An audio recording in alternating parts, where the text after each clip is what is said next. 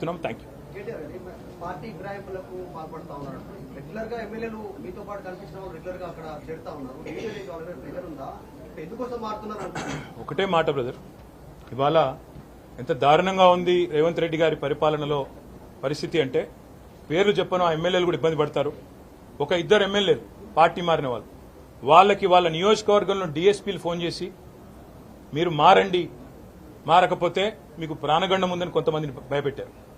స్వయంగా పోలీస్ అధికారులు ఫోన్ చేసి వాళ్ళ భయభ్రాంతులకు గురి చేసే విధంగా చేస్తున్నారు. ఇవాళ బీజేపీ చేస్తేనేమో వాషింగ్ మెషిన్ అంటారు, పాపాలు చేసిన వాళ్ళు అందులో పోతే పాప ప్రక్షాళన జరిగి బయటకు వచ్చిందని మాట్లాడుతూ ఉన్నారని చెప్పి రేవంత్ రెడ్డి గారు కాంగ్రెస్ పార్టీ ఆక్రోశిస్తుంది. వేరే రాష్ట్రాల్లో బీజేపీ కాంగ్రెస్ ఎమ్మెల్యేలను తీసుకుంటే మర్డర్ ఆఫ్ డెమోక్రసీ అంటారు. కానీ మరి ఇక్కడ మీరు చేస్తున్నది ఏంటి అని వారిని అడిగితే సమాధానం రాదు. కానీ వారు చేస్తున్నది కూడా సేమ్ పని. ఏం చేస్తున్నారు? కొంతమంది మీద కేసులు, విజిలెన్స్ దాడులు.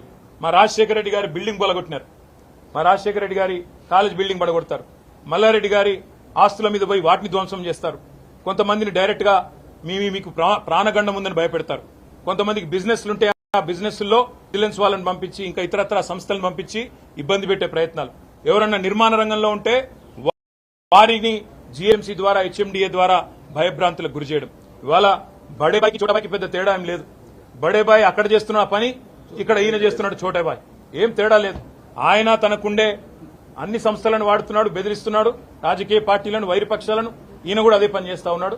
మాకు పార్టీ మారిన ఎమ్మెల్యేల మీద సానుభూతి ఉంది. ఎందుకంటే వాళ్ళు రాజకీయంగా ఆత్మహత్య చేసుకున్నారు.